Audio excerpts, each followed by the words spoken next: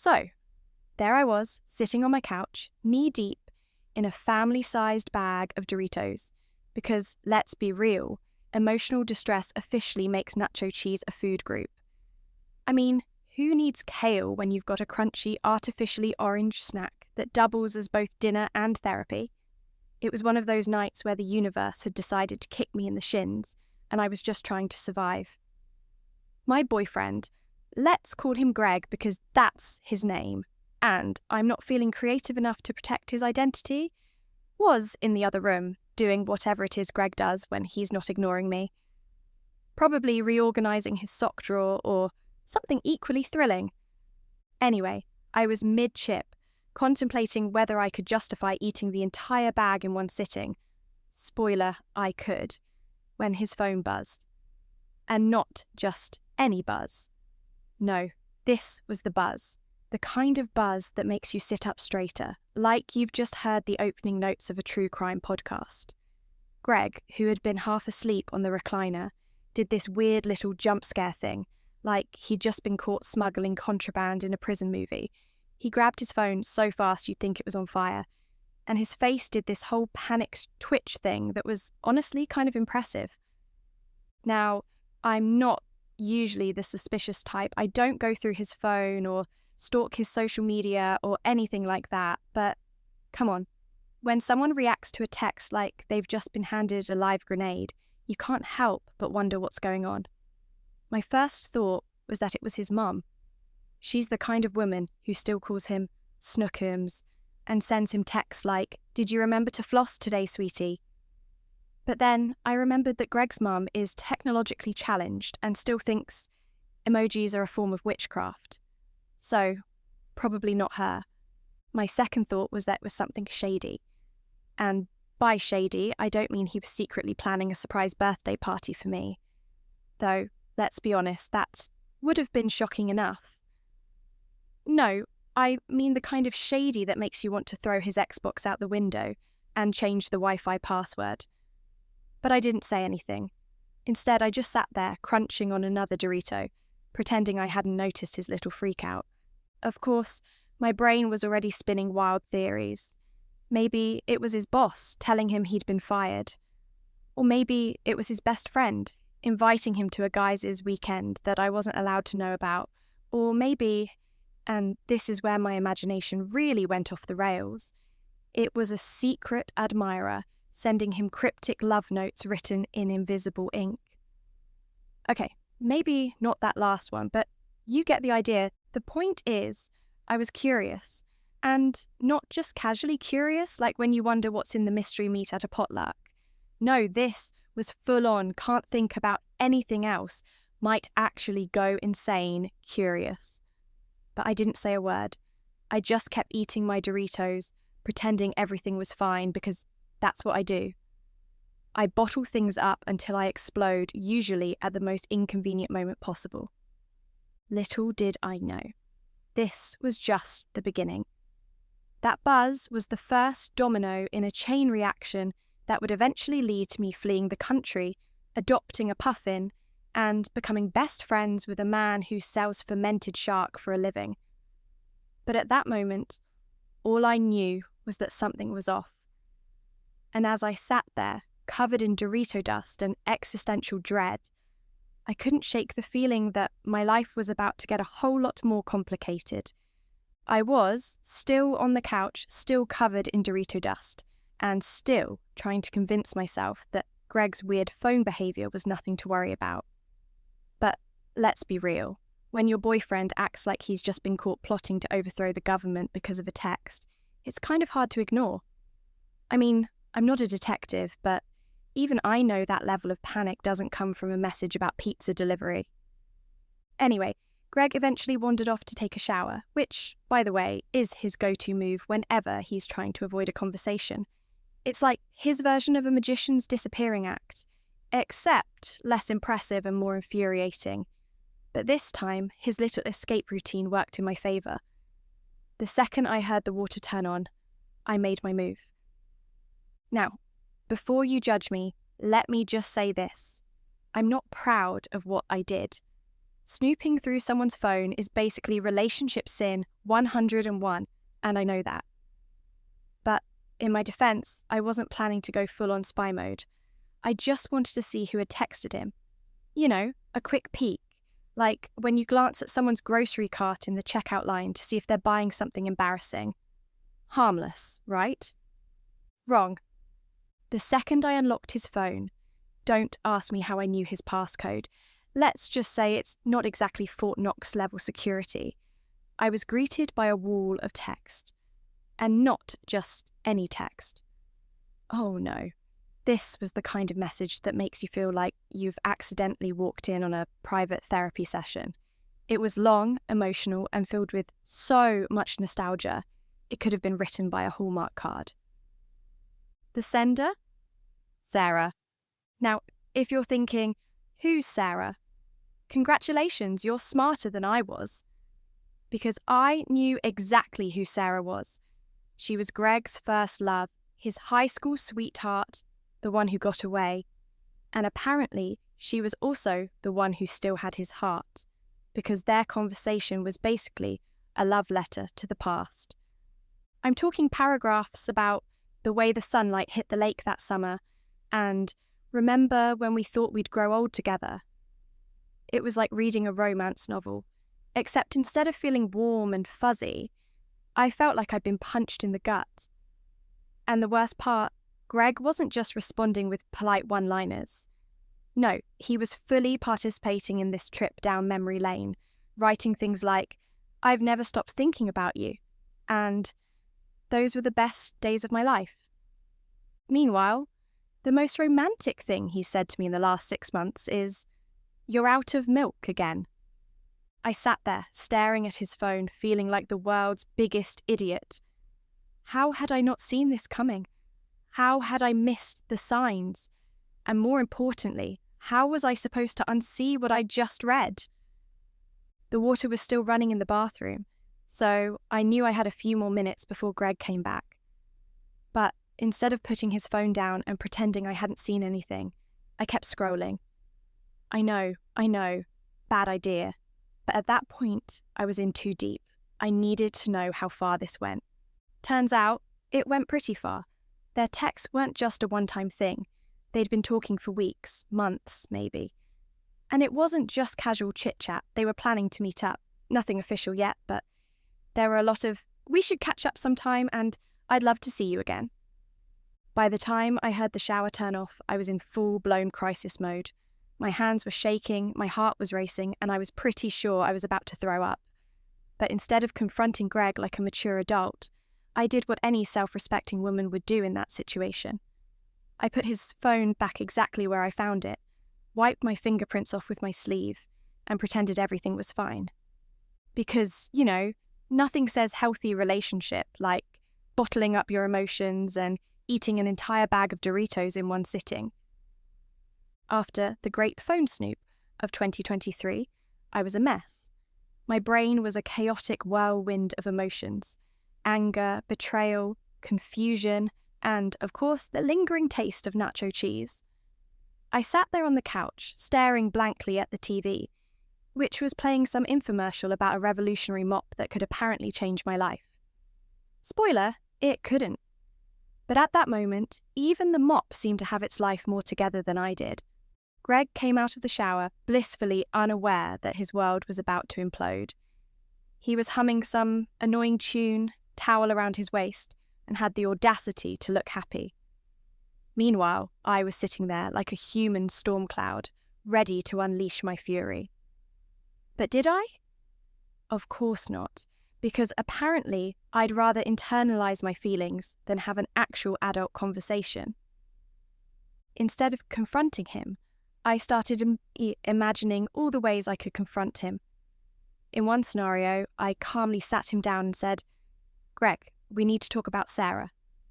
In another, I threw his phone at his head and screamed, "Who's Snookums now, huh?" And in my personal favourite, I hired a skywriter to spell out cheetah above our house. But none of those scenarios actually happened, because when it comes to confrontation, I'm basically a turtle. I retreat into my shell and hope the problem goes away. So, What did I do? I stewed. I stewed like a pot of soup left on the stove too long, bubbling over with resentment and passive-aggressive comments. When Greg asked if I was okay, I said, "Oh, I am fine," in a tone that clearly implied I was anything but.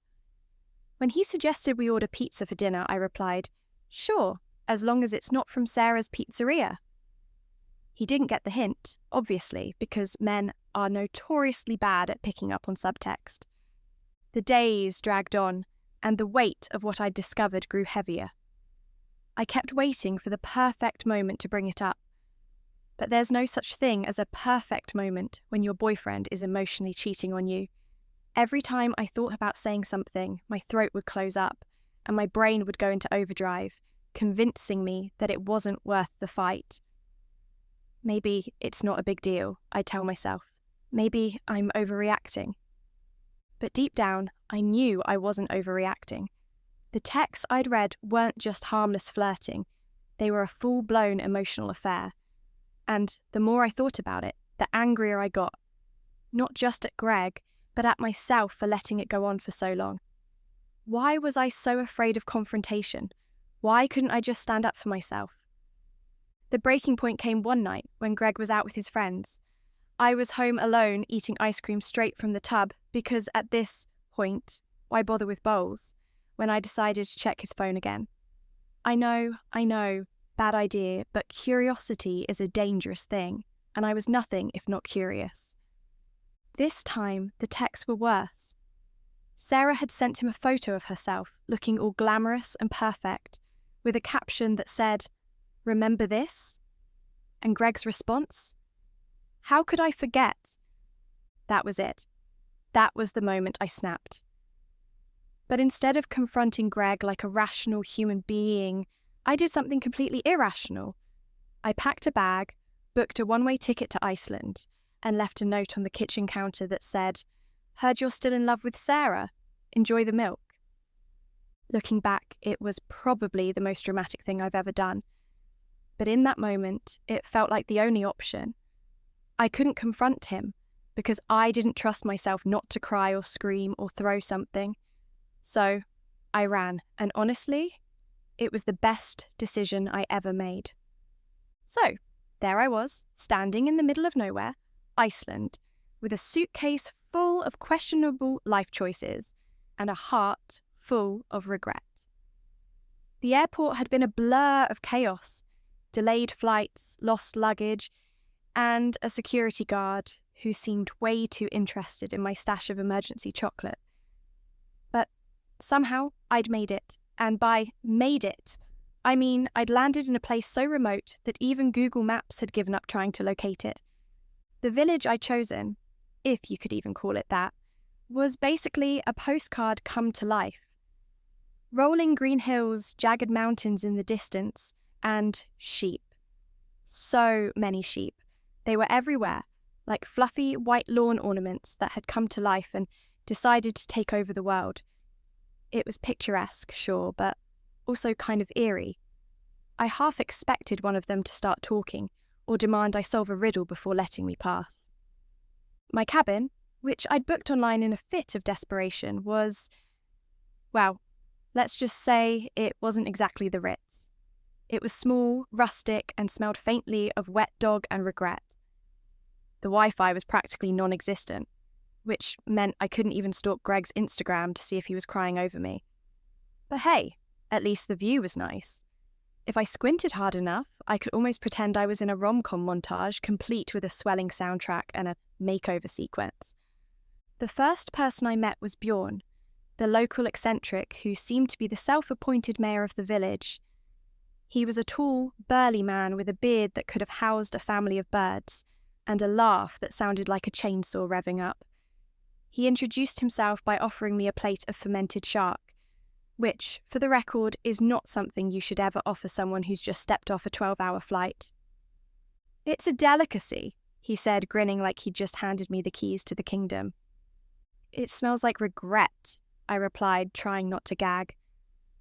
But despite his questionable taste in food, Bjorn was surprisingly welcoming, He gave me a crash course in Icelandic culture, which mostly consisted of him pointing at things and saying, "That's a sheep," and "That's a rock." By the end of the tour, I felt like I'd earned a PhD in rural Icelandic studies. As the days went by, I started to settle into my new life. The cabin, while not exactly luxurious, had a certain charm. The walls were thin and the heating was spotty, but it was mine. And for the first time in a long time, I felt like I was in control of my own destiny. Of course, there were challenges. The Wi-Fi situation was a nightmare, and I quickly learned that Icelandic weather is about as predictable as a toddler on a sugar high. One minute, the sun would be shining, and the next, I'd be caught in a hailstorm that felt like the sky was personally attacking me. But despite the hardships, I found myself enjoying the simplicity of it all.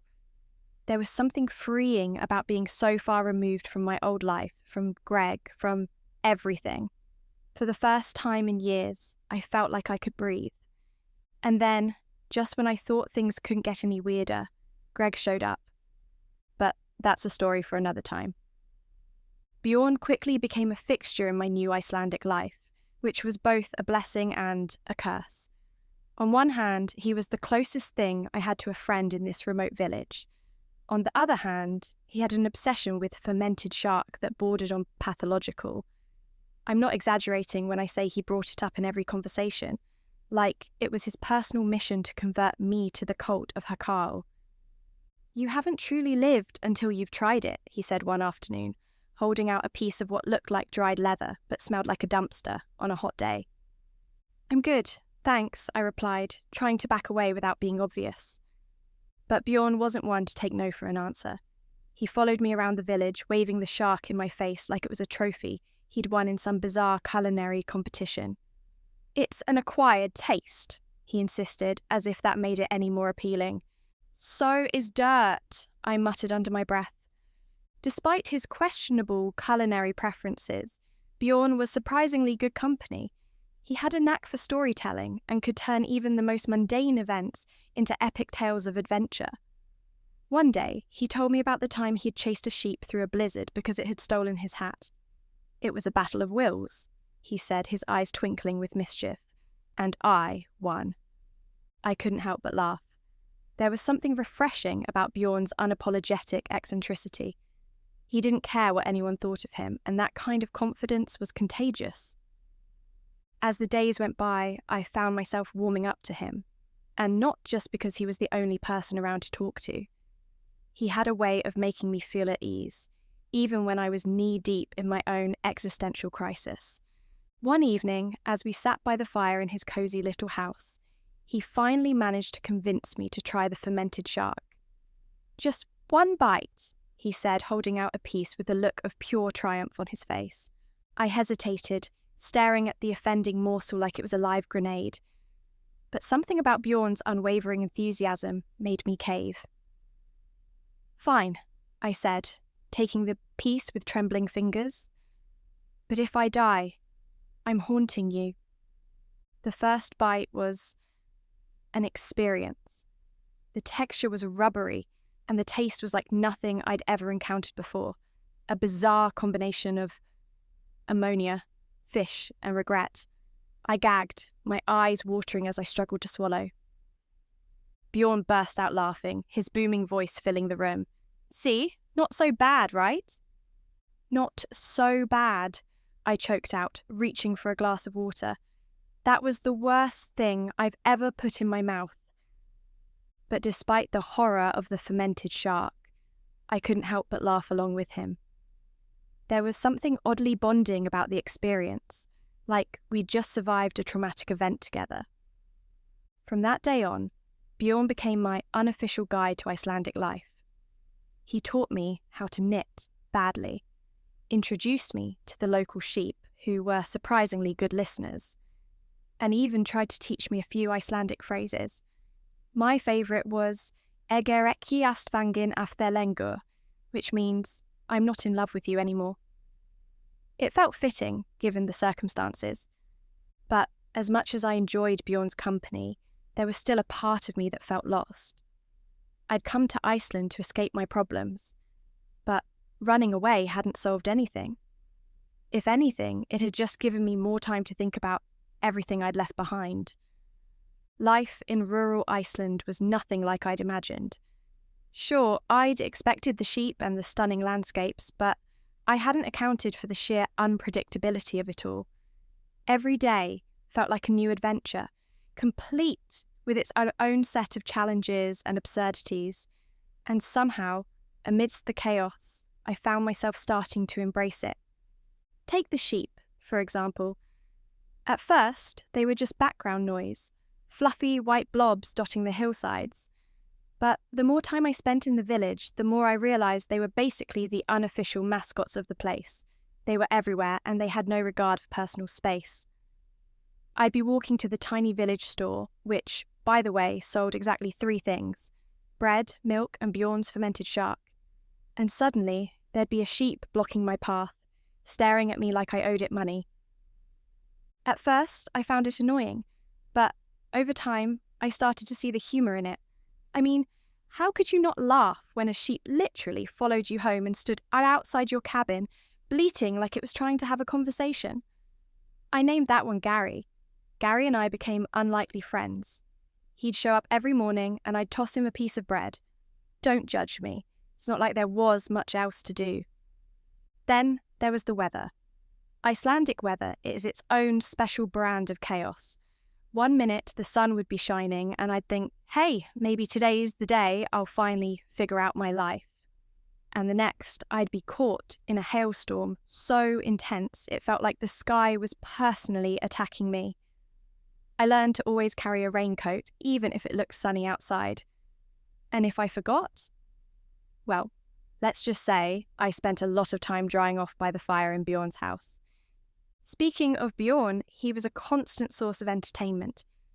Whether he was trying to convince me to try another Icelandic delicacy, spoiler, it was always fermented shark, or regaling me with stories of his misadventures, he never failed to make me laugh. One day, he showed up at my cabin with a puffin perched on his shoulder. "This is Olaf," he said, as if it were completely normal to have a puffin as a pet.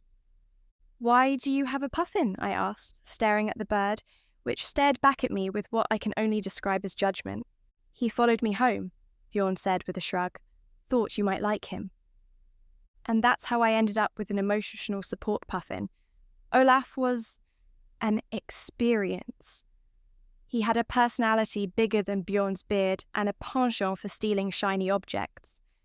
My cabin quickly became a treasure trove of stolen spoons, buttons, and one very confused-looking rubber duck.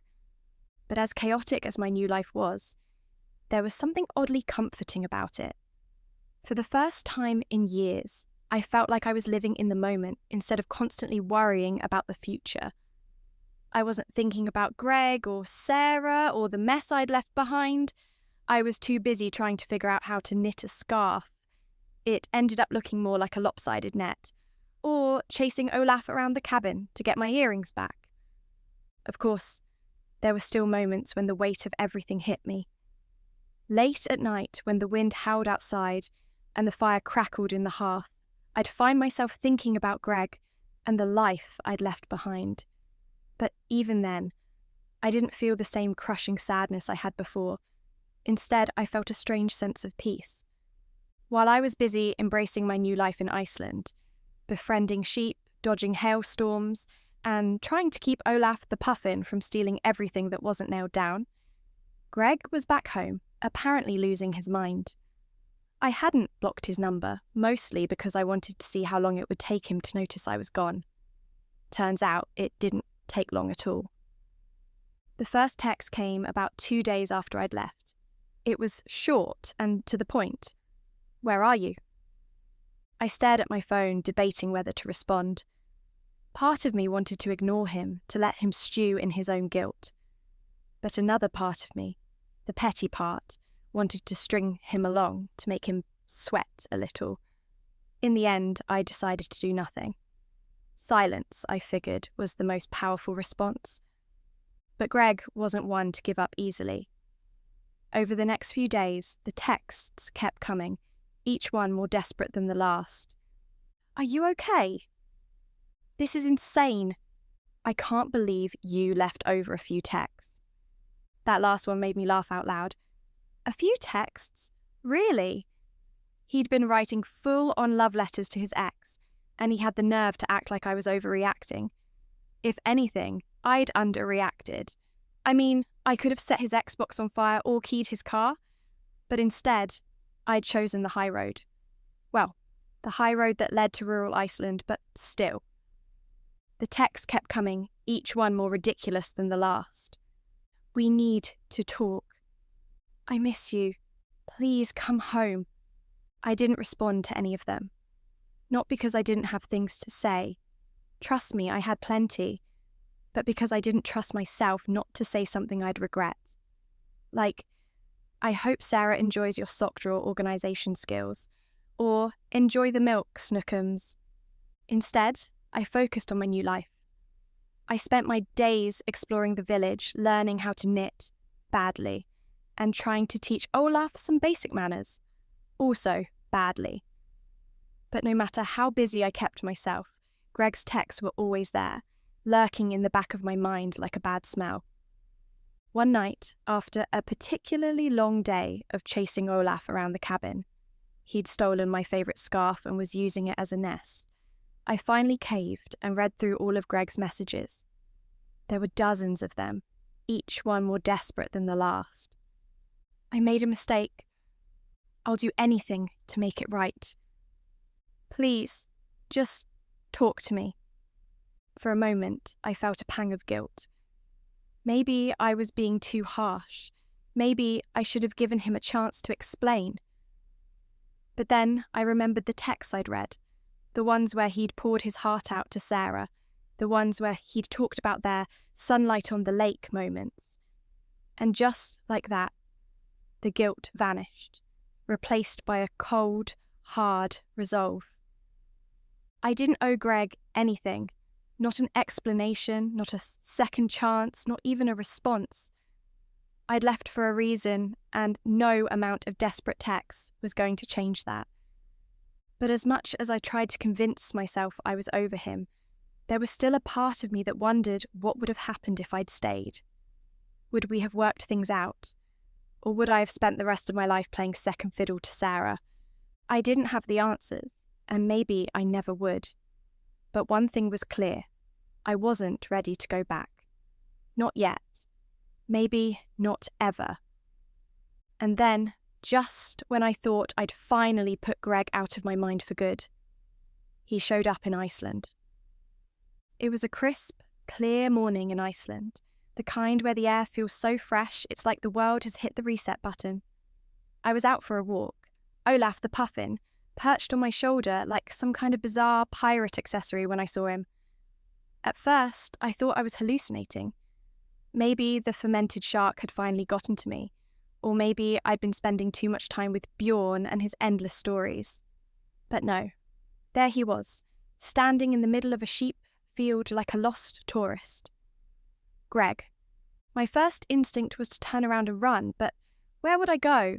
It's not like Iceland has a lot of hiding spots, unless you count the occasional lava cave, and I wasn't exactly dressed for spelunking.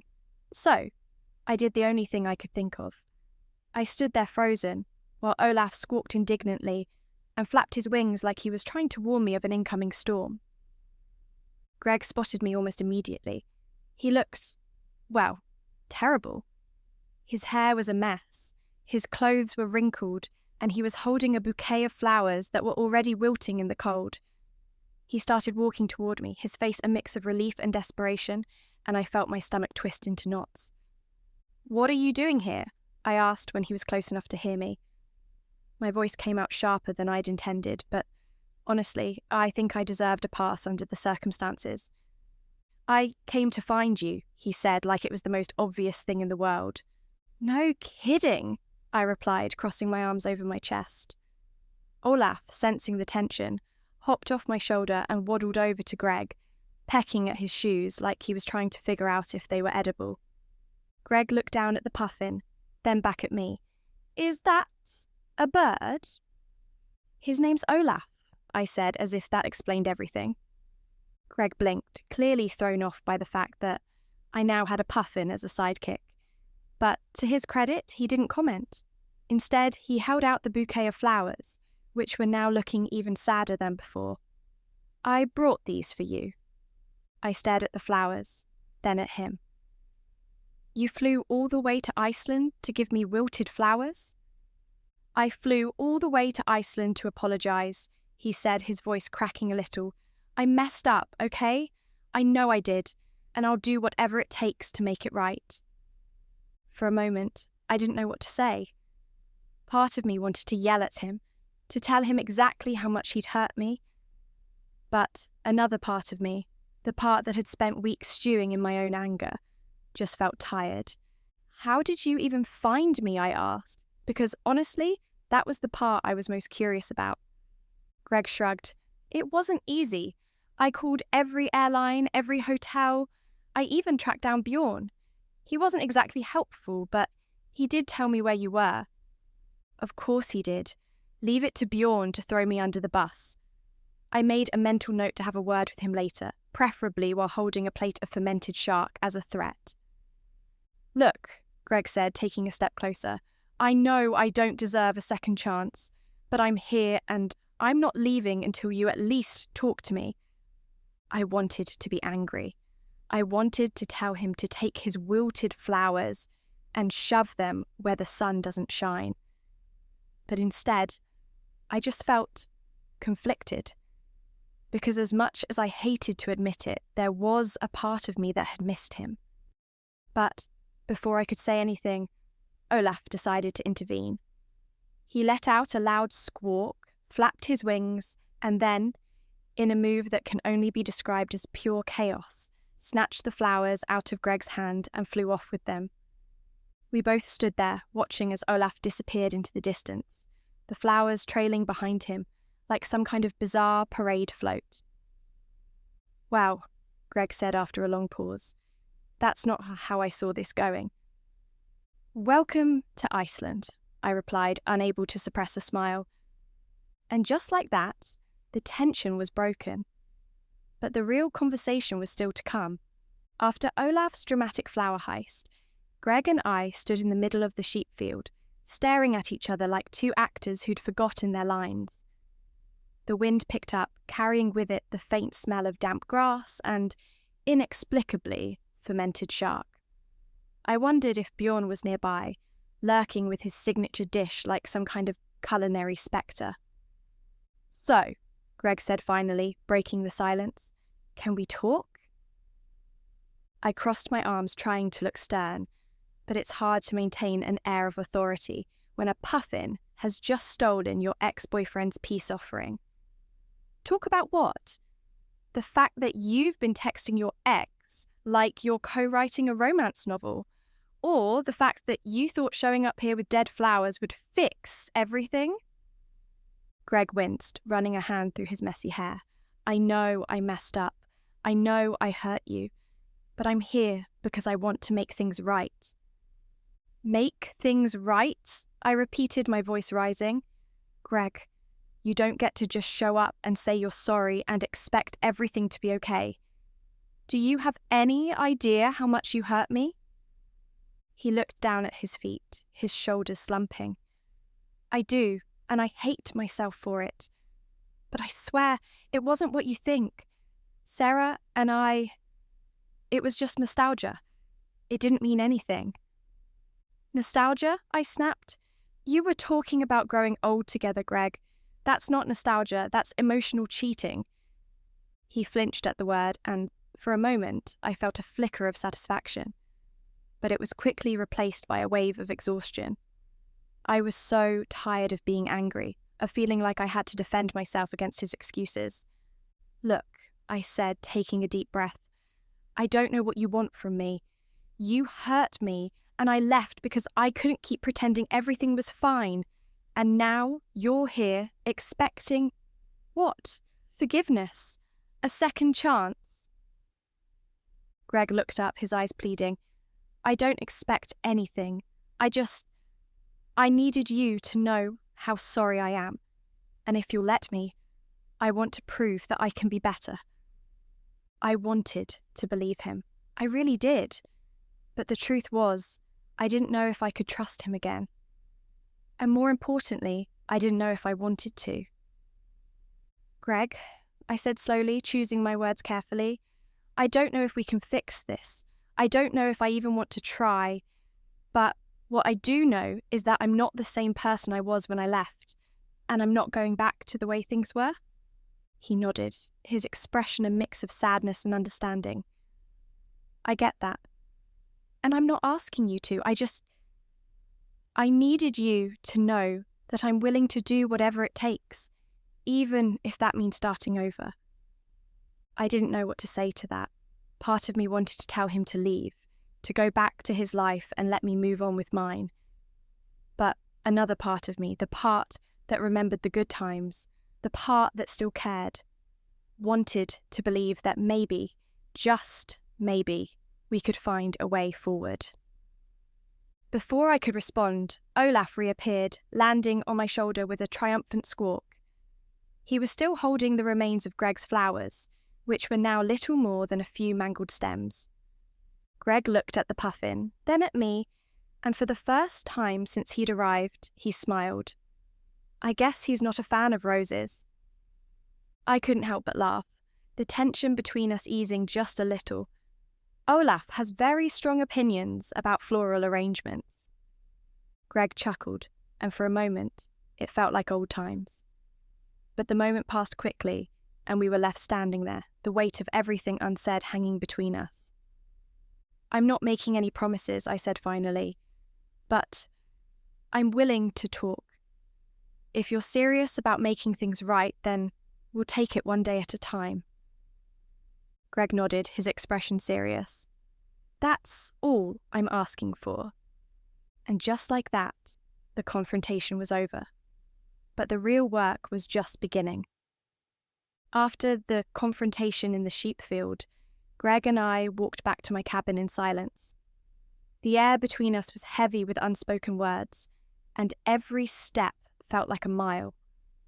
Olaf, ever the drama queen, flapped ahead of us, occasionally glancing back as if to make sure we were still following. I half expected him to start narrating our awkward journey in his own puffin language, complete with dramatic pauses and judgmental squawks. When we reached the cabin, I gestured for Greg to sit on the rickety wooden bench outside while I went in to make tea. It wasn't that I was trying to be hospitable, more like I needed a moment to collect my thoughts. As I filled the kettle and rummaged through my sparse collection of tea bags, I couldn't help but wonder how I'd ended up here. A few weeks ago, I'd been eating Doritos on my couch, blissfully unaware of the emotional grenade about to explode in my life. Now, I was in rural Iceland, serving tea to the man who'd broken my heart while a puffin watched us like a nosy neighbour. When I brought the tea outside, Greg was staring at the horizon, his expression unreadable. He took the mug I handed him with a quiet, "Thanks," and for a few minutes, we just sat there, sipping our tea and avoiding each other's eyes. Finally, Greg broke the silence. "I know I don't deserve another chance," he said, his voice low and earnest. "But if you're willing to give me one, I'll spend every day proving that I'm worth it." I didn't respond right away. Instead, I stared into my mug, watching the steam curl up into the cold air. The truth was, I didn't know what I wanted. Part of me wanted to forgive him, to believe that people can change and that second chances are worth taking. But another part of me, the part that had packed up and left the country without looking back, wasn't ready to let go of the hurt. "Greg," I said finally, setting my mug down and turning to face him, "I need you to understand something. I didn't leave because I wanted to punish you. I left because I needed to figure out who I am without you. And I'm still figuring that out." He nodded, his eyes filled with a mix of regret and hope. "I get that, and I'm not asking you to rush anything. I needed you to know that I'm here, and I'm not going anywhere until you tell me to." I took a deep breath, letting his words sink in. It would have been easy to send him away, to tell him that I was done and that he should go back to his life. But the truth was, I didn't want to. Not because I was ready to forgive him, but because I wasn't ready to close the door completely. "Here's the deal," I said, my voice firm. "I'm not making any promises. I'm not saying we're getting back together or that everything's going to be okay. But if you're serious about making things right, then we'll take it one day at a time. No pressure, no expectations.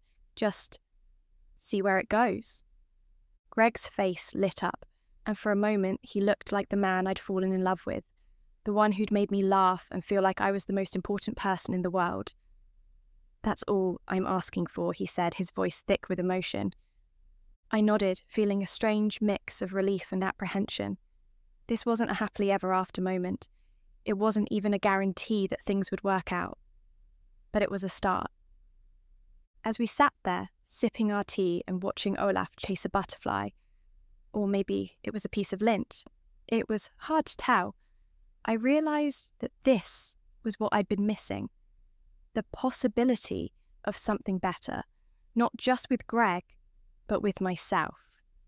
The decision wasn't easy and it wasn't final, but for the first time in a long time, I felt like I was in control of my own story. And that was enough. After the emotional whirlwind of Greg's arrival and our tentative agreement to take things one day at a time, life in Iceland settled into a strange but comforting rhythm. The days were long and unpredictable, filled with moments that felt like they belonged in a quirky indie film.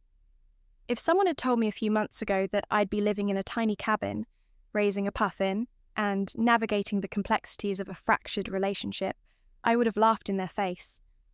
But here I was, doing exactly that, and somehow it felt right.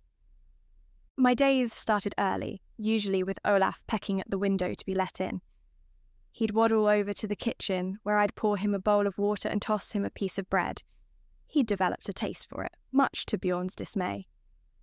Then I'd make myself a cup of tea and sit by the window, watching the sun rise over the hills. There was something magical about Icelandic mornings, the way the light painted the landscape in shades of gold and pink, the way the air smelled like salt and earth. It was the kind of beauty that made you forget, even for a moment, about all the chaos in your life. Greg had taken a room at the village's only guest house, a cosy little place run by an elderly couple who seemed to find our situation endlessly entertaining. He'd stop by the cabin most mornings, usually with some excuse like, "I thought you might need more firewood," or "I found this book at the guest house and thought you'd like it." It was sweet, in a clumsy, awkward way, and I couldn't help but appreciate the effort. We didn't talk much about us. Not at first, anyway. Instead, we focused on the little things.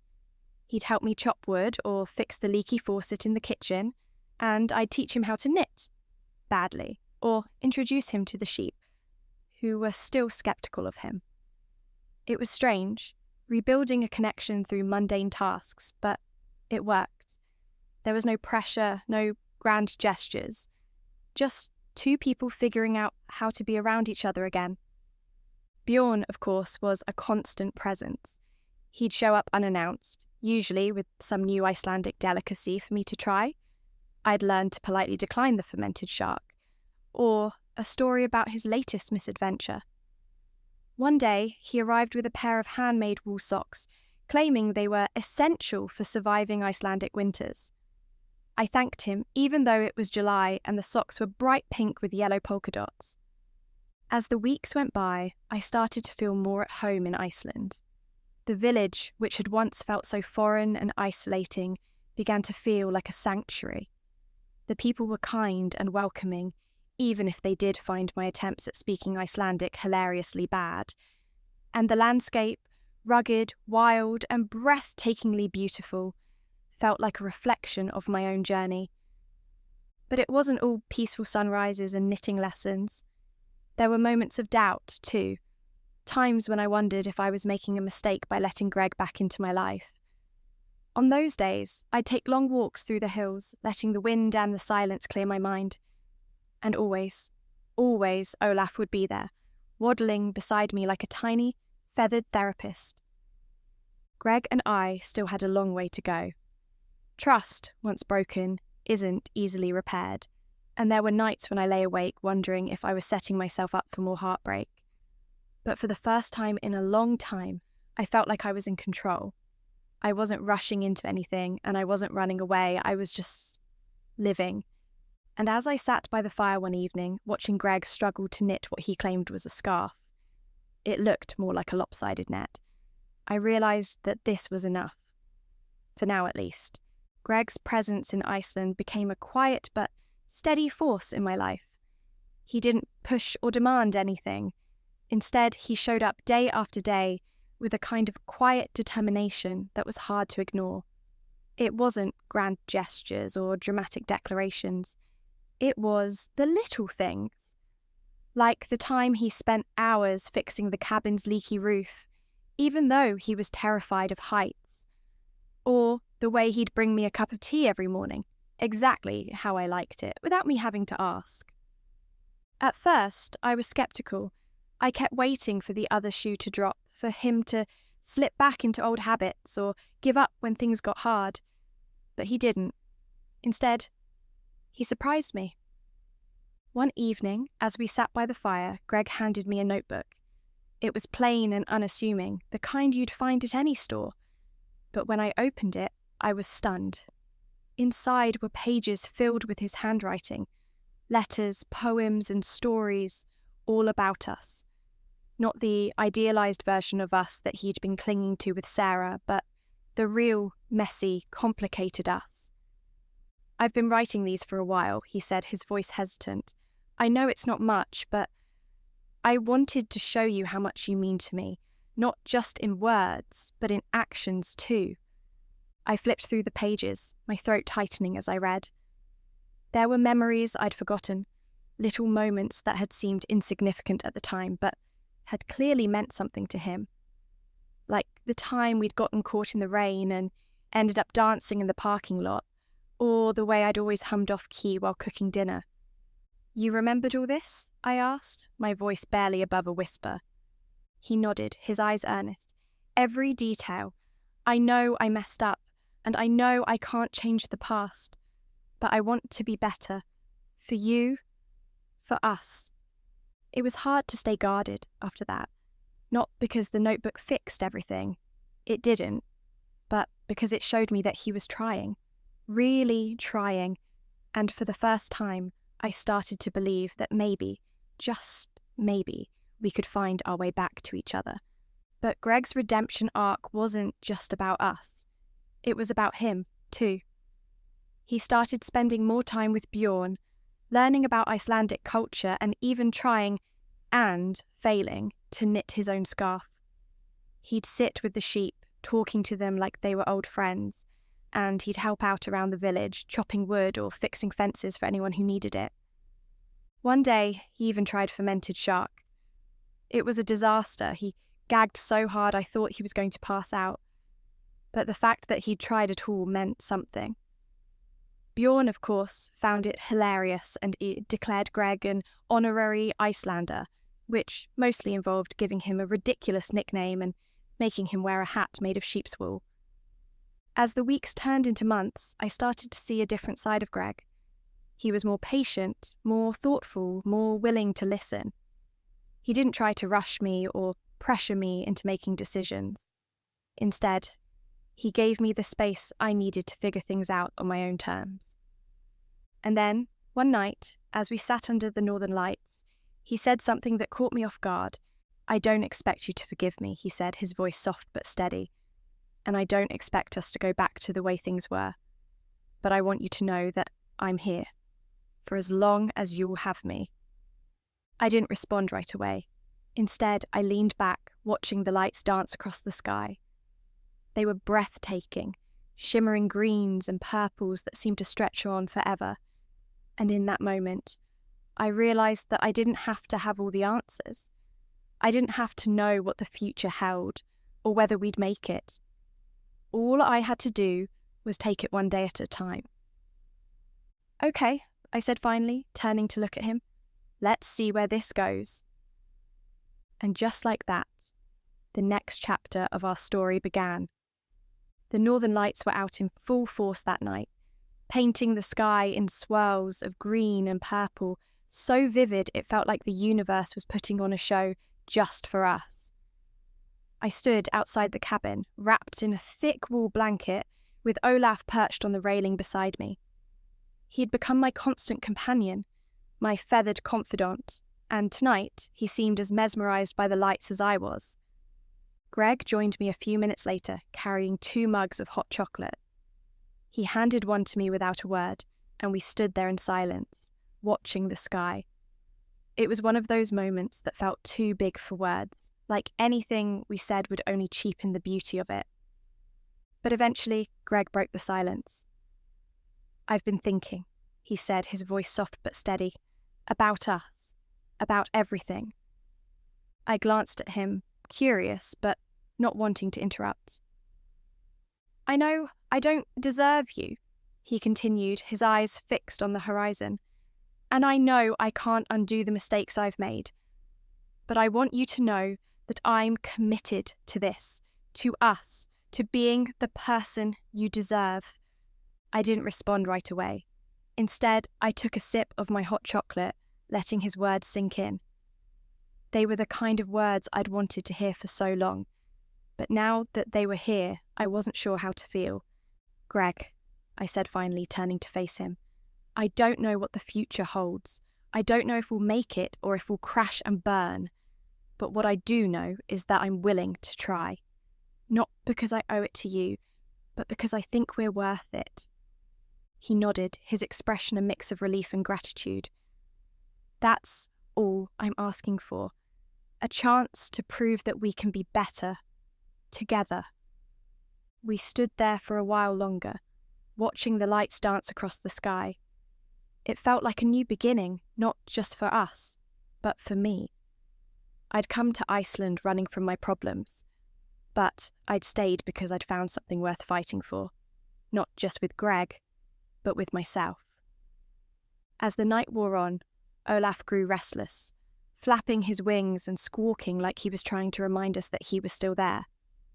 I laughed, reaching out to scratch his head, and he leaned into it, his eyes closing in contentment. "I think he approves," Greg said, a smile tugging at the corners of his mouth. "Of course he does," I replied. "He's the one who's been keeping me sane this whole time." Greg chuckled, and for a moment it felt like old times. But it wasn't old times. It was something new, something fragile, but full of potential.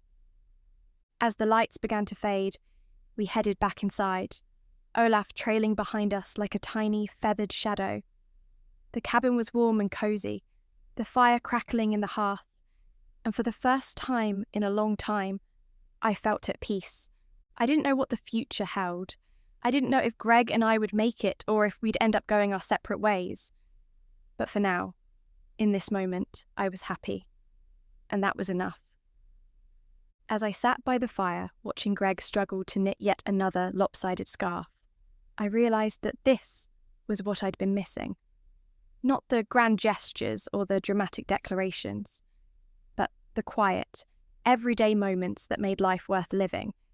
And just like that, the story that had started with a bag of Doritos and a broken heart came full circle.